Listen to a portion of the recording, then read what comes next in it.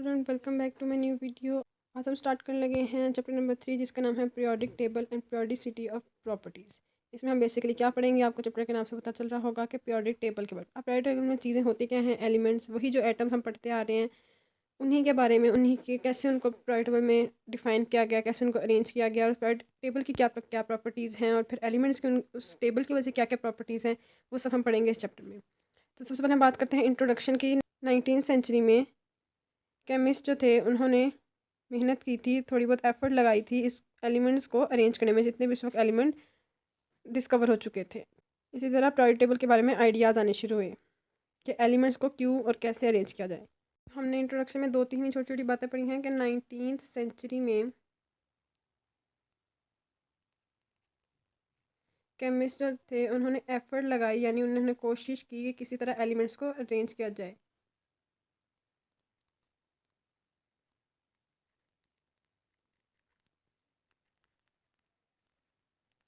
ठीक है, ये हमने मेन बात पढ़ी, इसमें यही चीज़ याद रखने वाली है। हमारे पास सबसे पहली प्रॉपर्टी है, जो पहली बात हमें पता लगती है, वो है डॉबेरिनियल ट्राइड्स। इसमें एक जर्मन केमिस्ट था जिसका नाम था डॉबेरिनियर। उसने ऑब्जर्व किया था एटॉमिक मैसेज के रिलेशन को, यानी उसने इसमें ट्राइड से, आपको नजर आ रहा होगा 3, ट्राइड से क्या मतलब है 3। तो उसने ये देखा, जर्मन जो केमिस्ट था जिसका नाम था डॉबेरिनियर, ये उन्होंने ये ऑब्जर्व किया कि जो भी एटॉमिक मैसेज होते हैं ना, उसके अकॉर्डिंग एलिमेंट को अरेंज करना शुरू किया, हर 3 एलिमेंट टू एटॉमिक मैस। अब इसमें उन्होंने क्या रखा, जैसे कि 3 एलिमेंट, हम एग्जाम्पल उन्होंने में दिए, हम वो देख लेते हैं। एग्जाम्पल मैंने बताया है कैल्शियम, स्ट्रोनियम और बेरिलियम। अब इनके जो एटॉमिक मैसेज हैं वो है 40, 88 एंड 137।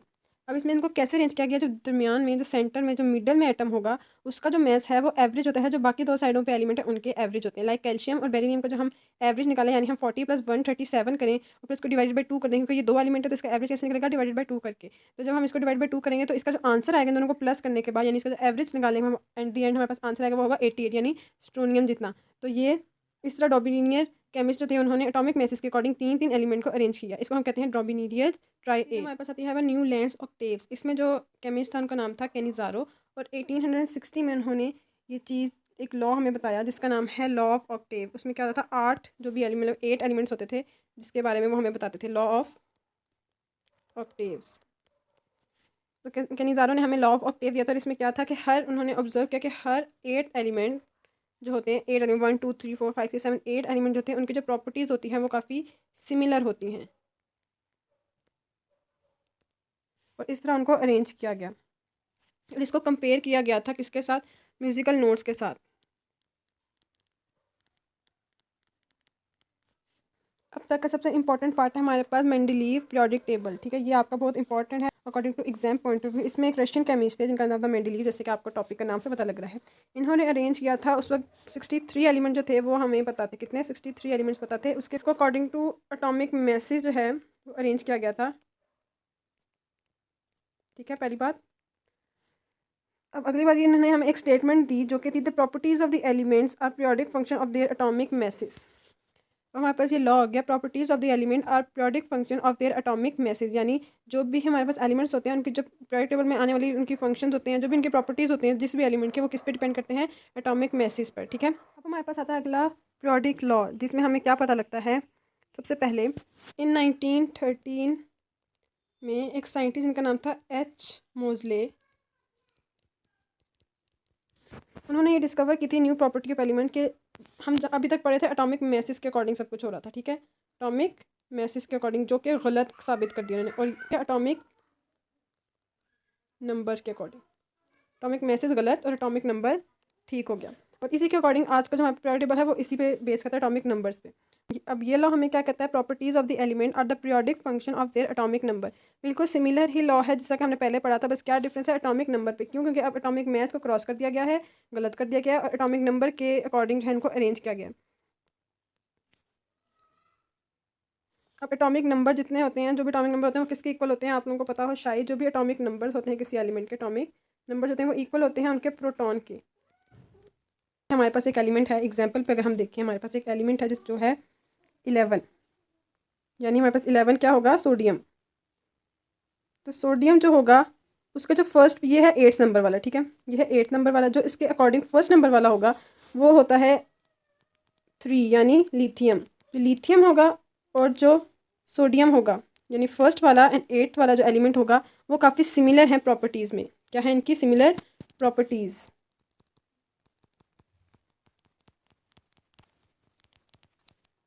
और इस रोज़ के अंदर इनको इस तरह अरेंज किया गया। हमारे पास जो अगला टॉपिक आता है लॉन्ग पीरियोडिक टेबल। इसमें क्या था, हमारे पास एक फुल पीरियोडिक टेबल डिस्कवर हो गया था, एक इन्वेंट हो गया था।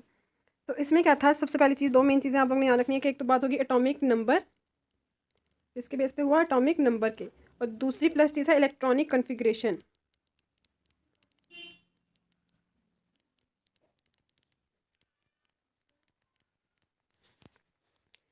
जब हम किसी भी एलिमेंट को उनके एटॉमिक नंबर और इलेक्ट्रॉनिक कन्फिग्रेशन के अकॉर्डिंग अरेंज करना शुरू कर देते हैं तो वो एक लॉन्ग पीरियोडिक टेबल बन जाता है। ढेर सारे एलिमेंट होते हैं, उनको इन दोनों के अकॉर्डिंग, इन दो मेन वेरिएबल, दो मेन फैक्टर के अकॉर्डिंग जब अरेंज करते हैं एटॉमिक नंबर इलेक्ट्रॉनिक कन्फिग्रेशन, तो हमारे पास एक लॉन्ग पीरियोडिक टेबल बन जाता है। हमारे पास दो मेन चीज़ें आती हैं, वो है पीरियड एंड ग्रुप।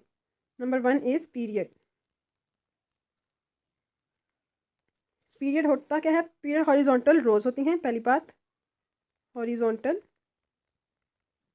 रोज होती हैं जिसमें इंक्रीजिंग एटॉमिक नंबर होते हैं, इंक्रीजिंग एटॉमिक नंबर होते हैं। वैलेंस शेल इलेक्ट्रॉन होते हैं वो इनकी जगह डिसाइड करते हैं। फॉर एग्जांपल उसके वैलेंस शेल में 1 इलेक्ट्रॉन है तो हम उसको उसके अकॉर्डिंग उसी पीरियड में उसी रो में प्लेस करेंगे जहाँ पे बाकी सब एलिमेंट्स की वैलेंस शेल में 1 इलेक्ट्रॉन है। सेकेंड चीज़ हमारे पास आती है ग्रुप। जैसे पीरियड हमारे पास हॉरिजॉन्टल रोज हैं तो ग्रुप हमारे पास वर्टिकल कॉलम होते हैं।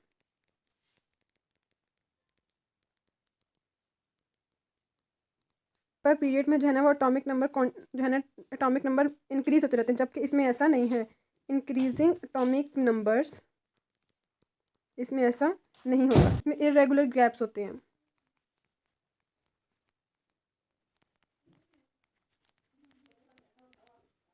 इसकी इलेक्ट्रॉनिक कन्फिग्रेशन जो है वो प्रीटी सिमिलर होती है।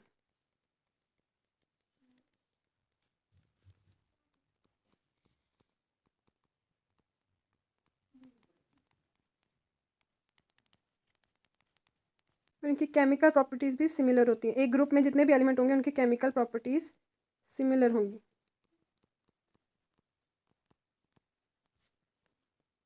ये हमने पीरियड और ग्रुप के बारे में उसकी सारी मेन बातें पढ़ ली। फॉर्म ऑफ पीरियोडिक टेबल के साइलेंट फीचर इतनी है। पहली हमारे पास बताएंगे वो पीरियड के बारे में,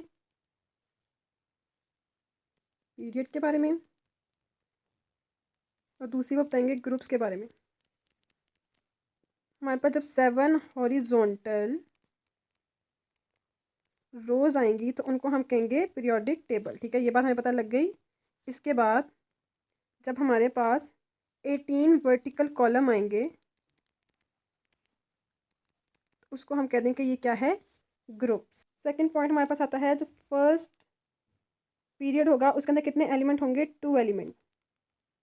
सेकंड एंड थर्ड पीरियड में हमारे पास होंगे 8 एलिमेंट।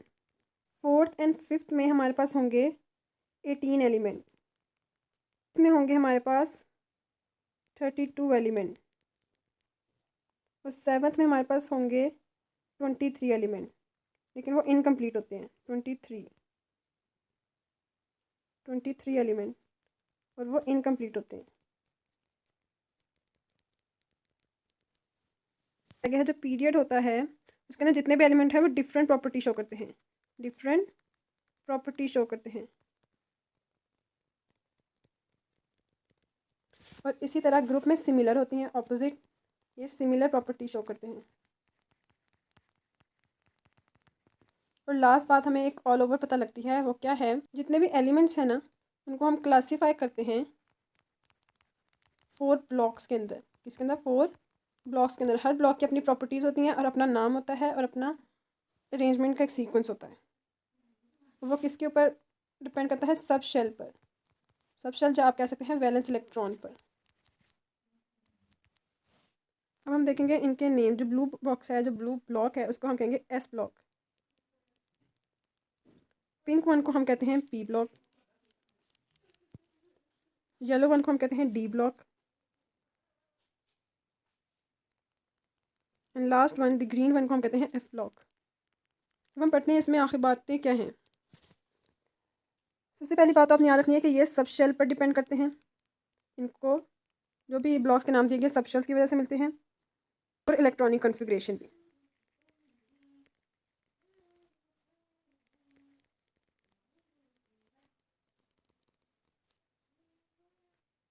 टोटल हमारे पास कितने ब्लॉक्स हो गए? 4 ब्लॉक्स।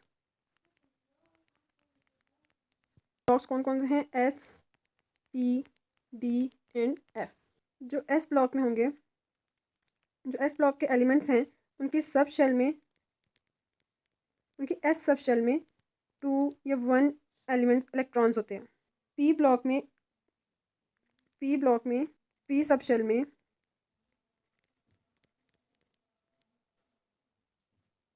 13 to 18 होते हैं इलेक्ट्रॉन्स।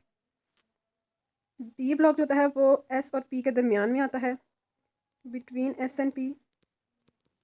और जो एफ ब्लॉक है वो सबसे बॉटम पे होता है। और इसके एलिमेंट को हम एक नाम भी देते हैं, वो है ट्रांजिशन एलिमेंट। इन हर ब्लॉक की एक प्रॉपर्टीज़ होती हैं। प्रॉपर्टीज़ क्या हैं? ये होते हैं मेटल्स। इसी तरह एस ब्लॉक जो होते हैं वो होते हैं नॉन मेटल्स। पी ब्लॉक होते हैं नोबल गैसेस। लास्ट पे जो हमारे पास एफ ब्लॉक है वो होता है मेटोलाइट्स।